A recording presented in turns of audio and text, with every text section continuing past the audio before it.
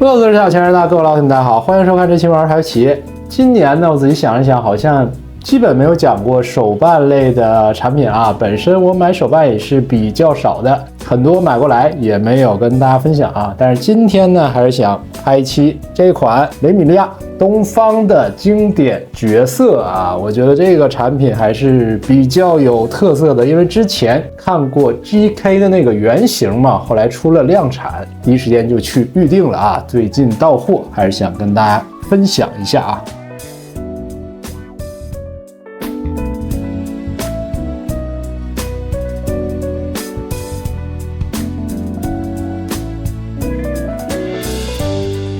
东方的这个弹幕游戏啊，我就一直比较苦手，但是东方飞翔天泽当时还是玩得非常开心的啊，也是我很喜欢的一个角色。包装简单，还是先看一下啊。整体呢是一个红色的渐变效果，从白到黑，有点像 Photoshop 里面那个调色板。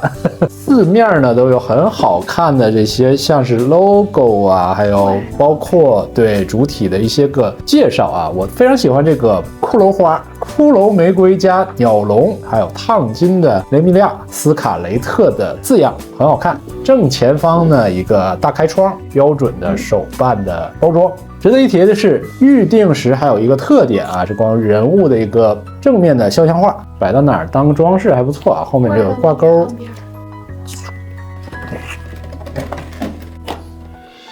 这还有说明书，一共2步，比把大象放冰箱还要省1步。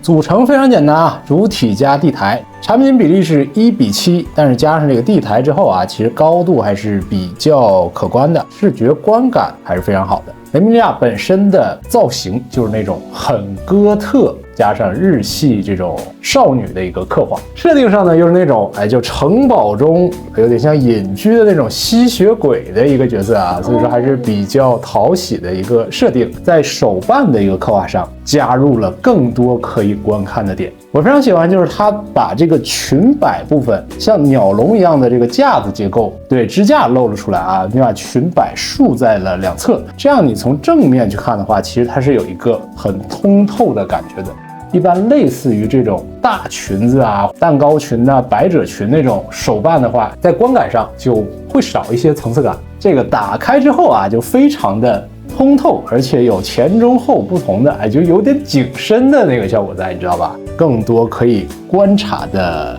细节。整个服装部分呢，自然那种褶皱啊，加上裙摆的一个堆叠啊，还是不错的。而且颜色上呢，其实是做了一些优化的效果的啊，发黄，并且打上了一些个阴影，立体的感觉还是比较强。顺着袖口有这种穿插而来的红色丝带，加上这个红手套，这个血包刻画的，我个人觉得还是比较精致的。正前方的印刷有一些类似于蝙蝠的这个小 logo， 都是清晰可见。也侧面对应它吸血鬼的这样一个身份，蕾丝的效果啊，加上一些点缀，精度比较高，而且胸口这颗红宝石，贵气的啊，这个宝石加上领口这边就是非常华丽了。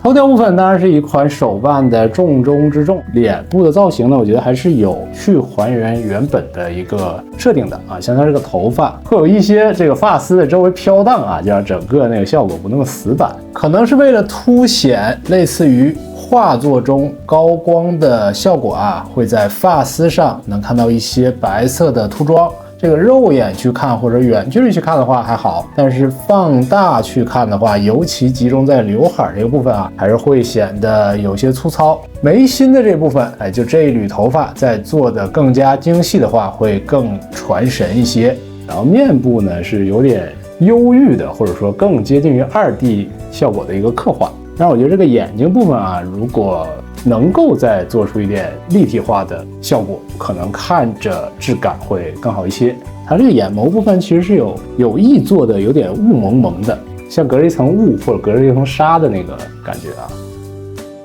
总而言之呢，我的体验感觉整款手办呢，还是作为一个量产的产品来说，周身的细节还是足够看的。血袋子算是一个点睛之笔吧，视觉的中心应该还是集中在这个裙摆的下方，透过这个镂空的位置，再配上一个有点迷离的这样一个面容。地台部分呢，又有点像那种石墩啊，或者说有点像一个圆形，有点蛋糕那个感觉啊，配合上一些骷髅啊，加上玫瑰的点缀，又带来了一些死亡的气息啊，还是很契合这个偏向于魔幻或者说有点魔法味道的这个角色的。也不知道后续类似的这个设计能不能再推出一些东方的其他个人物，毕竟这个原本的故事里还是有很多